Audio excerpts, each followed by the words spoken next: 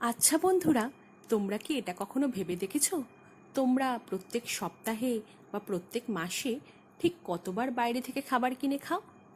বাইরের খাবার দেখতে যতই লোভনীয় হোক না কেন, বা যতই সুস্বাদু হোক না কেন, বা যত বড় রেস্টুরেন্টেরই হোক বা স্ট্রিট ফুড হোক, ঘরের খাবারের মতো হেলদি কিন্তু কোনোভাবেই হতে পারে না। জানো তো, আমার বর রোজ যখনই অফিসের কাজ সেরে বাইরে একটু আড্ডা দিতে বেরোয়, ব্যাস আমার তো বায়না শুরু হয়ে যায়। আজ এটা আনবে, কাল ওটা আনবে। যেমন ধরো, আজ বিরিয়ানি, কাল ফ্রাইড রাইস, পরের দিন পকোড়া, তারপরের দিন পিৎজা। এসব বায়না আমার চলতেই থাকে।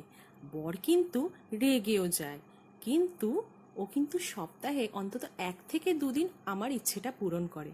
এই দেখো না, আজ যেমন ও আমার জন্য নিয়ে এসেছে এগ চিকেন চাউমিন, আর তার সাথে স্পাইসি চিলি চিকেন আর স্যালাড। এটা আমরা দুজনে মিলে আজকে বসে খাবো। এবার তোমরা বলো, তোমাদের এই কম্বিনেশনটা কেমন লাগে, আর তোমাদের পছন্দের খাবার কি কি, আর তোমরাও বরের কাছে বায়না করো কিনা সেটাও কিন্তু অবশ্যই জানিও। টাটা।